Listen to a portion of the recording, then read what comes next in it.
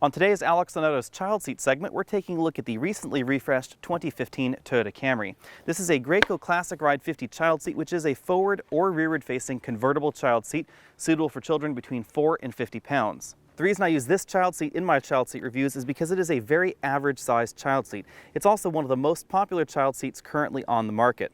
When I say average, I'm talking about child seat width as well as child seat height. So you can find seats that are larger or smaller than this, and that does affect their fitment inside the vehicle.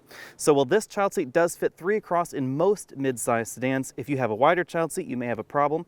If you have a smaller car, you can find narrower child seats than this. As usual, the most important step is to move the front seat to a comfortable position that maximizes rear seat area for a rearward facing child seat.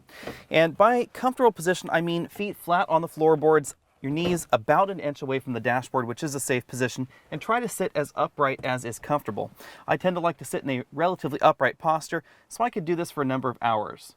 With that front seat comfortably adjusted for me at 6 feet tall, I had no problem installing this rearward facing child seat right behind myself. I do have about an inch of room between this front seat and the child seat, which is very important. The reason you want that gap is because in the event of a rear end collision especially, the front seat can move a decent amount rearwards depending on the seat design, and you don't want that seat to impact your child seat. If you're unsure of how to install a child seat, or you just like someone else to look over your shoulder, I encourage you to find a local certified child seat installer or inspector in your local area. They can assist you on the proper installation method for your vehicle and your child seat. One thing worth noting with the Camry Hybrid, which is the model that we're taking a look at right here, is that there is a very limited trunk pass-through, and it's only on the 60% portion of this 60/40 folding rear seat. You can see this little slot right there if the seat is folded down.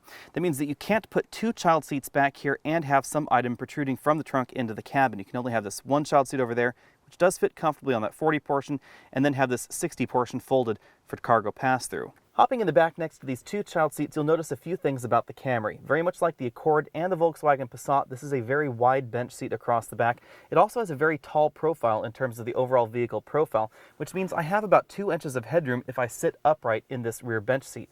That's not going on in something like a Ford Fusion, a Chrysler 200, or a Mazda 6. Because those have a much sexier exterior profile, it reduces the rear headroom by a decent amount. The rear bench seat in the Camry has 2 definite bucket shapes to it for the outboard seating positions. It means I tend to slide towards the center of this seating position I'm in right here. I can't scoot over to the side to give this child seat a little bit of extra room. That does mean that my shoulder is sort of behind this child seat, but I could sit this way very comfortably for a number of hours because I have a lot of headroom and a lot of legroom back here. My shoulder is also not digging into this child seat, nor is it digging into the door. A definite consideration with the Camry is that in the SE Hybrid model that we're taking a look at right here, like some of the other trims of the Camry, we do not have adjustable headrests or removable headrests in the rear seats. That means that in order to use these top tether anchors, you do have to strap it across this headrest and then tighten it down, which is going to put an indentation on that headrest. It's not difficult to install, but it does mean that when you remove the child seat, you may have an indentation that lasts for a while on your headrest. Another consideration in the Camry is that the outboard latch anchors in any vehicle may not be used for an inboard child seat unless both the vehicle manufacturer and the child seat manufacturer agree.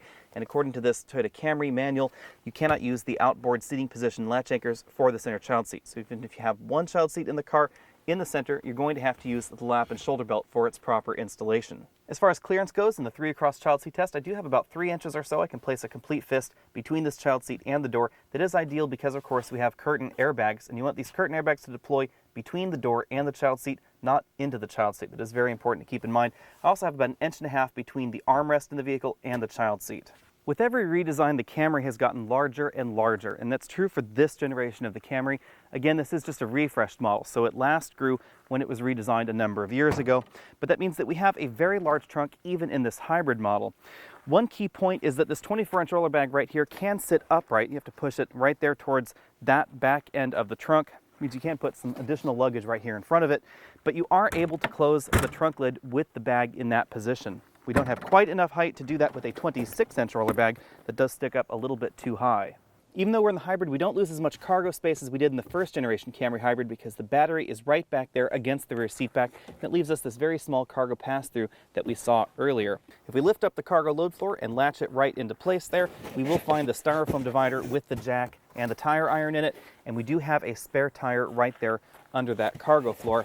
It does appear that there is enough room for a full-size spare tire if you do want to purchase one and stick it in there yourself.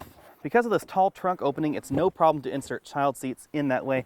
Some of these vehicles that have sexier profiles and narrower trunk lids, you do have to kind of insert the child seat in that fashion. This one you can just turn on its side and jam it into the trunk.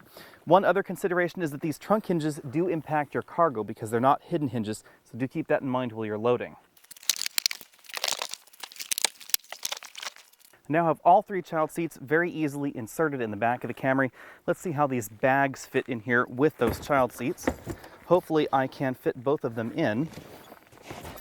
As I've said before, I'm not terribly good at packing, so we'll see how this goes. That's not so bad so far. And there you have it. We can easily fit a 24-inch roller bag, a 26-inch roller bag, and 3 child seats, even in this hybrid model. There is some additional room right up here for additional soft cargo. Thanks for taking the time to check out this video. Again, I'm Alex Dykes, and this has been the 2015 Toyota Camry Hybrid. If you want to know more about the hybrid model, go ahead and click that subscribe banner at the bottom of my screen, and you'll see the hybrid review on my channel coming up in about the next day or so. You can follow me over at facebook.com/AlexandAutos, over at Twitter as AlexandAutos, and you could always email your questions to alex@alexandautos.com. I'll see you next week.